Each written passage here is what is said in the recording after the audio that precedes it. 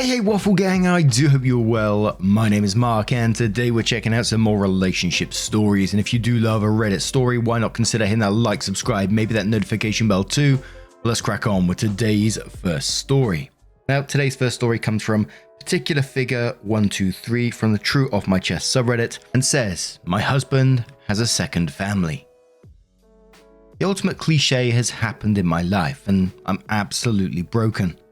My husband, my rock, has been having an affair for over 17 years. We've been married for over 25 years. We have 3 beautiful children, 2 in college and 1 still lives at home. But turns out he's had another set this whole time. My husband is an insurance broker. He has multiple branches over the country which he spends week on, week off. Turns out on his week off, he's been with his other family in, Albuquerque. Apologies if I got that wrong, where his other branch is. He's got a fiance whom he has 2 kids with, both in their early teens. I found out when I went to make a new Facebook account, and when I searched my husband's first name, another profile with another last name popped up, and through that profile were the links to his fiance's and his other kids' Facebooks. My husband is currently with said family, and I know it's him because his most recent post is a photo of him and that other family eating dinner. Among those photos were photos of him kissing the girl and him being fatherly with kids who look nearly identical to my husband. I'm absolutely broken. Almost every part of me wants to scream in his face and reprimand him for ruining my life. But another part of me wants to pretend to be ignorant and let it be. Because our life is peaceful, he's good with our kids, he's the main source of financial income. But he's also all of those things to another family.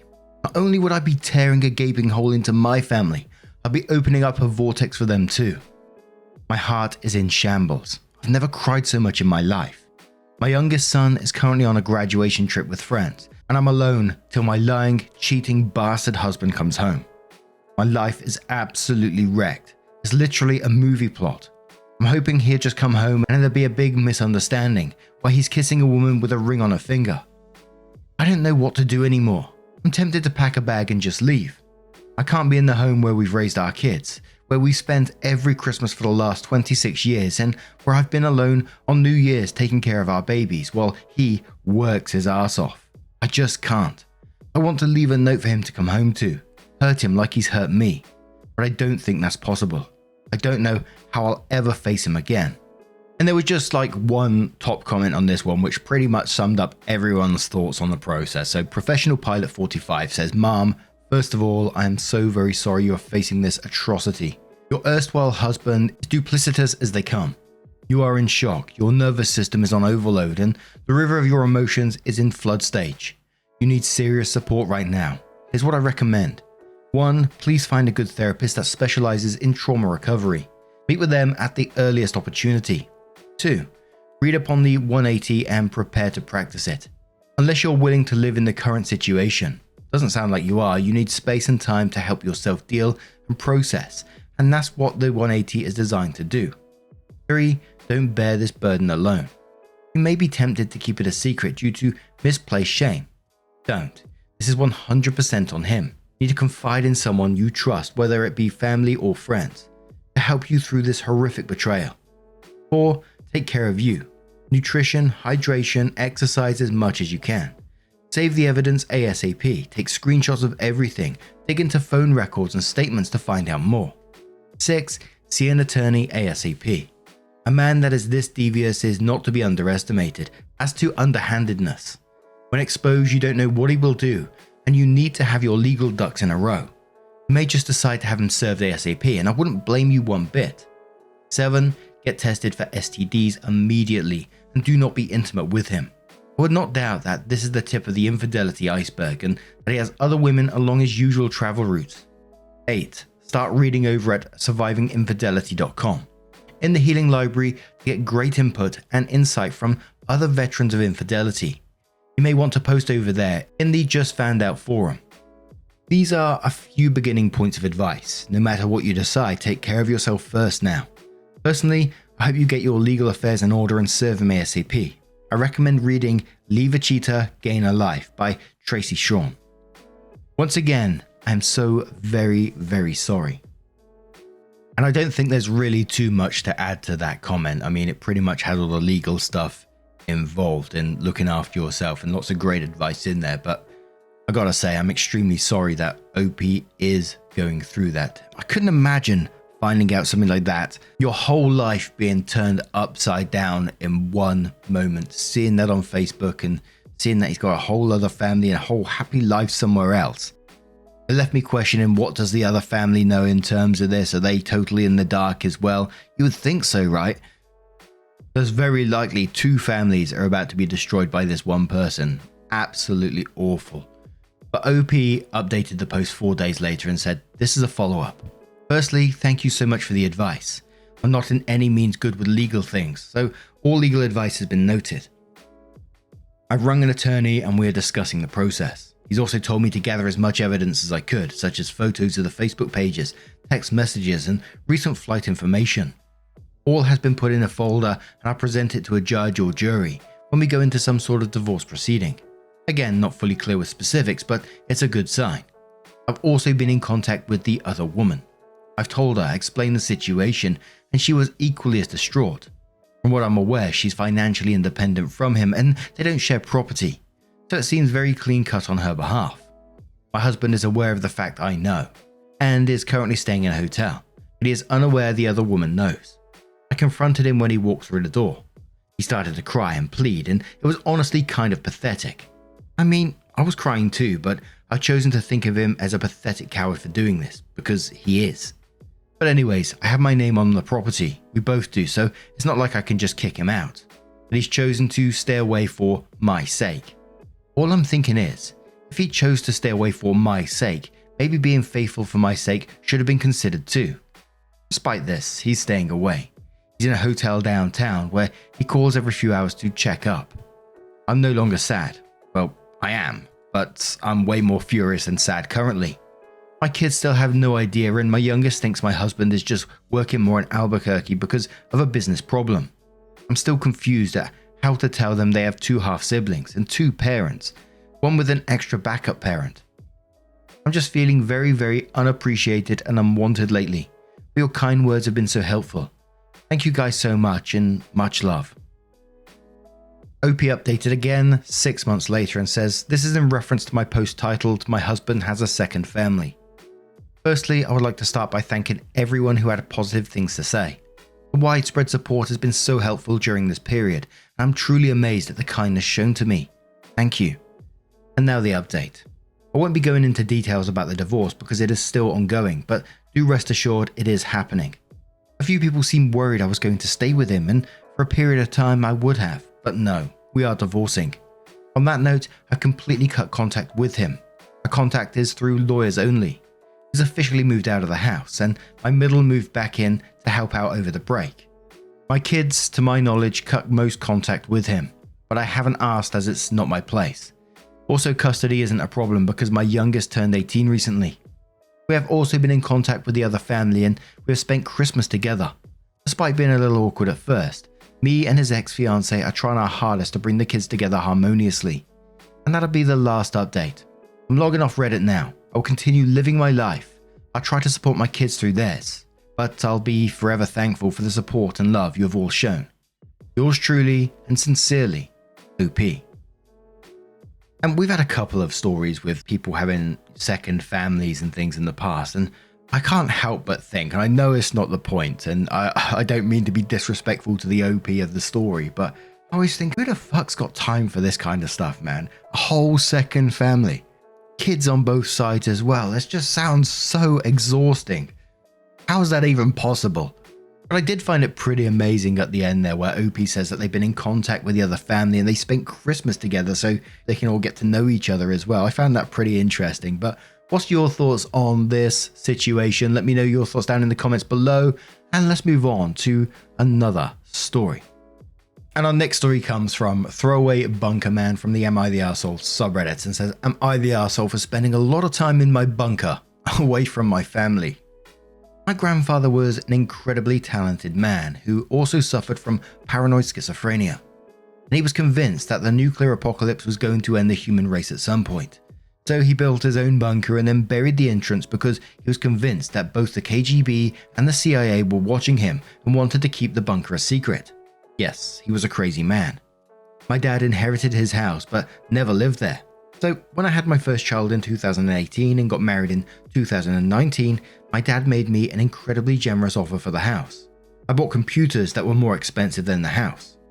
The bunker became kind of an urban legend, mostly because my old grandpa used to tell a lot of crazy stories. But out of curiosity, I went looking for it and found the entrance. The old man really did it. So thanks to being stuck at home during the uneventful 2020 and 2021, I started remodeling the bunker to look less like a fallout vault and more like my own man cave. Everyone loves it, especially the kids, my nephews and friends' children. So the house is decorated to my wife's taste, while I can do whatever I want in the bunker, play gaming, fix computers, set up a whole home server, work from home, etc. However, lately she's been complaining about me being distant and spending a lot of time there and less time with her and our child. She is pregnant again, so she said she was worried, but I just promised to spend more time at the house. After a few weeks, that wasn't enough for her, and she accuses me of abandoning her. I'm asking for judgment here because I'm trying to be there for my family. This bunker feels like it's the only thing that's really mine and where I can actually have a break. But my wife has said she's going to seal the entrance, otherwise I might miss the birth and not even notice. Should I just move all my stuff into the house and forget about it? Am I really being neglectful? Or is this just her pregnancy hormones talking? To be clear, I do help with the house chores and spend time with my son when I'm there, and I have an intercom in the bunker so my wife can just call me if she needs anything, and I go up there immediately. OP then adds some extra information and says everybody has been asking me this. I spend at least 6 hours at the bunker on weekdays. I work there so I think it's reasonable. And at least 4 hours on weekends. But yeah, you're right, I need to make arrangements. I forgot to mention our son also goes to kindergarten, so my wife has time to work and sometimes be alone at home. Edit 2.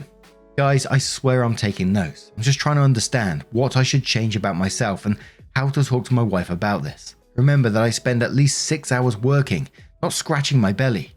My manager allows me to log out early if I finish my work for the day, but can't log out if I've been working for less than 6 hours. I also spend time talking with my team on Slack. Edit 3. So many of you are picking up on my language. I would appreciate if you explain calmly why my choice of words is so bad, so I don't fuck things up when I speak to my wife. OP also gave a mini update and said I had a talk with my wife. Overall, I think it went well since she told me everything.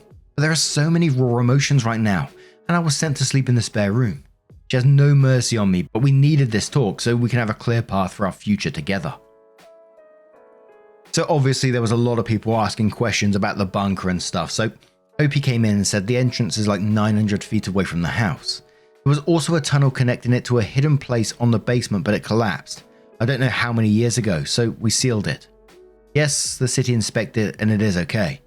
I didn't bother with the tunnel because it seems to be badly built and there was a risk that it could keep collapsing if we tried to fix it. We also had to add more columns and reinforcements to make sure it won't collapse. I was recommended to have yearly inspections. Someone asked OP if they work and game and is it at the same time. OP says no bro, when I mean working, I mean having a fight with my IDE until shit works. And when I mean networking, I mean talking to my team on Slack. Speaking to your team is as important as doing the work itself, also can be spent reading docs. Then after finishing, I can game for like an hour before going up. Yeah, I see how bad it sounds. Yeah, sometimes can be 2 hours, but hear me out. I usually don't play online games, but single player games with a linear story and clear objectives, so it's easy to do the till the next checkpoint, though modern games can be saved at whatever point, and log out. Yeah, I think I should stop doing this or do it inside the house. Someone says, where did you work before you had the bunker? And OP says, before getting married, I just went to the office every day, but had my main computer in the bedroom. When we first moved into this house, I got a room to place my computers. During this time, yes, had more contact with my family, but it was harder to make it feel like an office. So OP adds an update and says, I talked to my wife. I asked her to be very honest and I promised to let her talk until she was done. First of all, it's not just about the time I spend in the bunker now, but she felt completely alone taking care of our little baby while I spend almost all of my free time remodeling and building, and when it is done, I'm just down there. I explained to her that it was basically my office now, and she understood and apologized and then continued to explain herself. I'll just quote the gist of it because we talked for hours. I haven't been my own person since my first pregnancy. I feel like a doll. Every day is the same. I'm bored, frustrated, angry. Just when I thought it might get easier, I get pregnant again. How many years until I can just be me again? You have a big hole underground where you can play and not care about the world. I haven't read a book in years. I can't read 2 pages without falling asleep. Yes, the house looks nice, but what about a place for me? I don't want a Kindle. I don't want audiobooks to listen to while cooking or driving. I want a physical collection. Where do I put them? When was the last time I went to a library? When was the last time you gave me something made of real paper? For context, she's always been a bookworm, loves books and the aesthetic of having shelves full of them. But it's true she hasn't read in a long time. I gave her a Kindle for our anniversary, and I pay for her Audible subscription. I thought those would be good substitutes, but they are not. Stop thinking that a screen can solve everything. I need you with me. I married a human, not a sim. Download some emotions. I want to write again, but how? When? Will you read my first crappy drafts or just take a look and say it's okay? Can you have our son in the bunker for a few hours a day? He's bored here. He won't be bored down there. It was hard, but I needed to hear it, and she needed it. I'm going to move my gaming consoles into the house and see if I can set up a Steam link to stream games from my gaming PC to our TV or something. We agreed to go on dates outside the house, and I'm going to take on more responsibilities around the house. I want to address something. I was told by my parents that I had to help with the house, help with the kids. But then I come to Reddit and it turns out that helping is a problem. You talked a lot about mental load. This was the first time I heard about it. Who was supposed to teach me that? Helping, not having addictions, being loyal and always being there seemed like what every good husband does. Now I realize it was just the bare minimum. I feel like I have to relearn everything. It's hard to realize that I'm a bad husband and father for thinking that the bare minimum was all I needed to have a long and happy marriage. I became a Reddit villain by being clueless, but I accepted that. I'll see you again soon. Thank you all.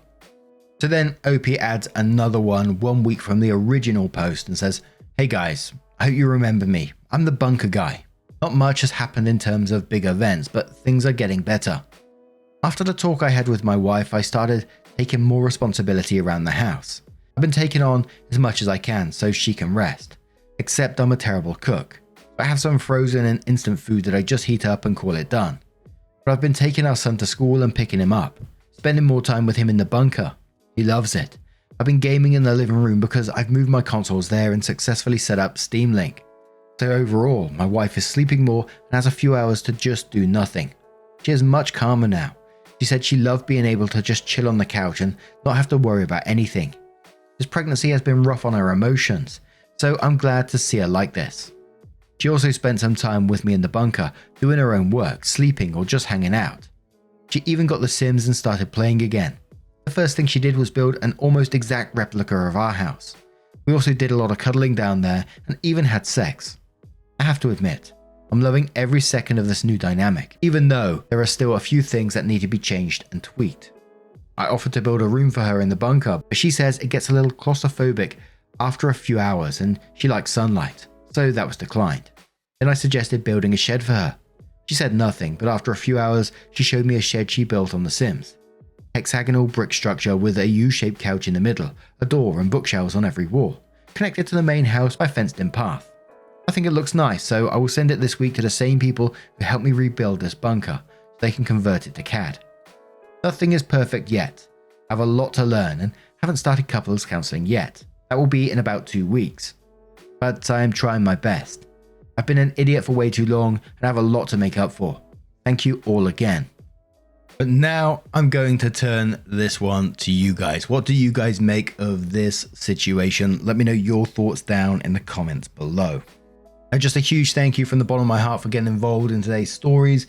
Your love, your support, your time always means the absolute world to me. So thank you so much for being involved. And don't forget, at the very end of the video, there'll be a couple of playlists there for you that you can click on and it will automatically scroll through all the videos for you. So for whatever you're up to, and please keep sending me those pictures on Twitter. Some people have been sending me some of the stuff they've been doing at work. huge machinery going on and stuff like that. I absolutely love to see it, but obviously don't send it if it's going to get yourself in trouble or dox you or anything like that. I certainly don't want that. But thank you so much for sending it and being involved over on Twitter at Mark Narrations, and hopefully I will see you in the next one. Take care and much love.